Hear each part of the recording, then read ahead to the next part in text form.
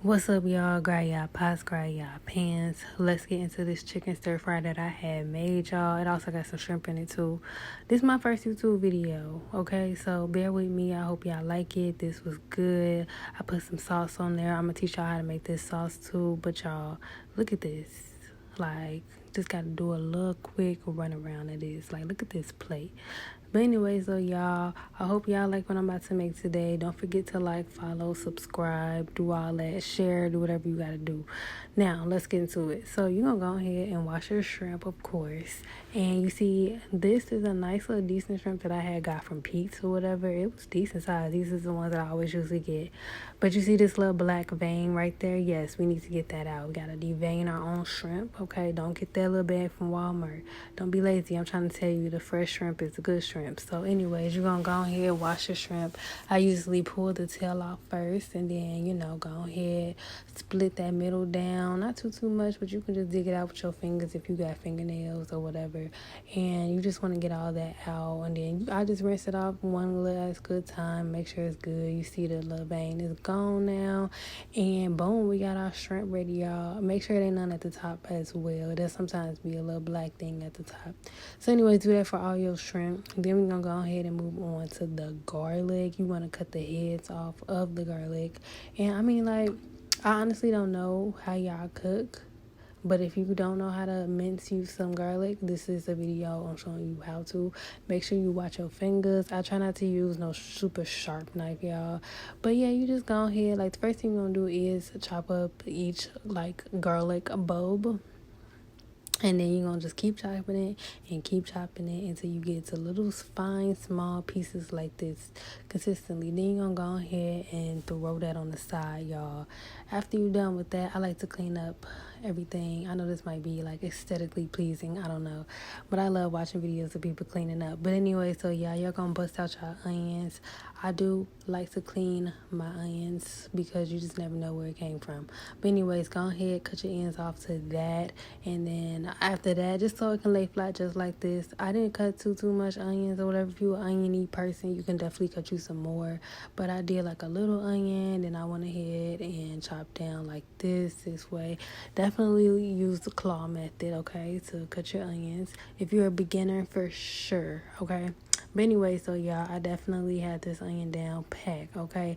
I chopped me up a little extra and a little few pieces that was still kind of a little too big for me. I definitely chopped those up too as well. This is stir fry, so you do want to have it a decent size for sure. But anyways, though, y'all, enough of all that. Moving on.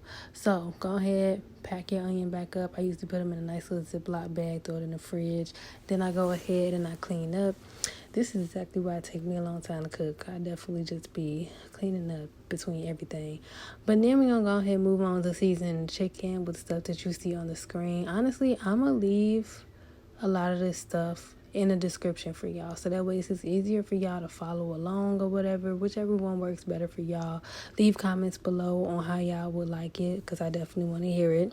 But you're gonna go ahead and put you some olive oil up in that skillet, and honestly, to stir it around, I just pick it up and then swoop left, right, north, south, east, west, you know what I mean. But anyway, so go ahead and put it on a medium heat. I say medium high heat, because I like my stuff to look brown. I drop my little shrimp up in there. Shrimp do not need to cook that long, y'all, okay? But when that's done, go ahead and throw your chicken in right after. Once your chicken is done, we're going to move on. Same pan.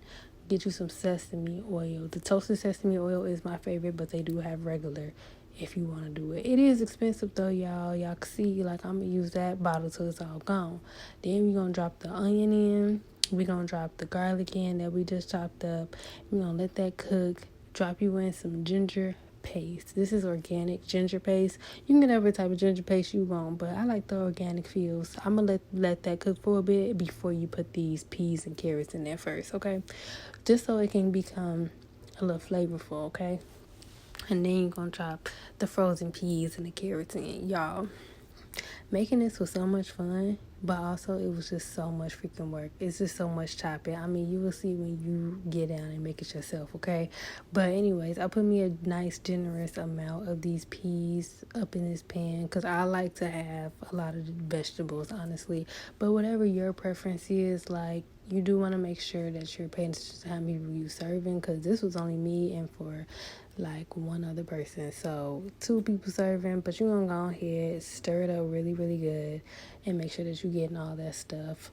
Also, y'all, let me just also mention that you do have to have day old rice for this. Now, what I did was, you could, if you want to, very early in the morning, make you some rice, put it in the fridge, and then by the time you get home for work, start cooking for the night. It could work like that too, but day old rice is nice and cool. I do use jasmine rice, disclaimer, and it was hard to break up, y'all. I had to chop you see.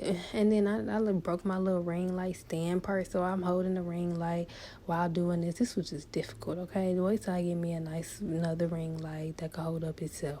But anyways, you're gonna put you some black peppercorn up in there and a little soy sauce. I don't usually do salt simply because it's already salty from the soy sauce. You're gonna make it overly salty, so I really just avoid adding extra salt to it. Then you're gonna go ahead and drop you some eggs in there. I dropped me like 3 eggs up in there. I do like mine's a little eggy because I really love eggs. But you're gonna go ahead and just keep stirring it around and stuff like that until it scrambles up and then, become like a scrambled egg. Sorry if it's a little out the frame, y'all, because look, like I said, I'm holding my ring light and my hands, my arms are tired, okay? I'm tired of even doing this damn voiceover. But anyway, so y'all, this is all for y'all. I really hope y'all enjoy this video. But anyway, so yes, I chopped this up real good, okay? I chopped it up real good, and then boom, think of my son. Have to keep watching up to him. He's so adorable. He's talking about mommy. But anyway, so I swear he's the reason to take me all freaking day to cook. Y'all already know. If you know, you know. You're a parent. If you gotta cook with a 2-year-old, yes. Just as sweet as he can be. But listen, he's very adventurous, so I do have to take a lot of breaks in between the cooking. I swear it takes me, no matter if a meal really could take me 30 minutes, if I have to watch my baby too, if my baby's around as well, it's gonna take me like 2 hours, 30-minute meal, because not only that, I gotta record too. But anyway, so y'all don't care about that. Back to this recipe. Go ahead, stir it all together, y'all. This is what I mean when I say I like mine's eggy. So if you want to do less eggs, you definitely can. Just all depending on your preference. Go ahead and throw your shrimp in and your chicken in, and then y'all, it's really finna start coming together. Now, your house should have definitely been smelling like some good stuff at this point. Now, I'm going to leave the mixture of this in the description.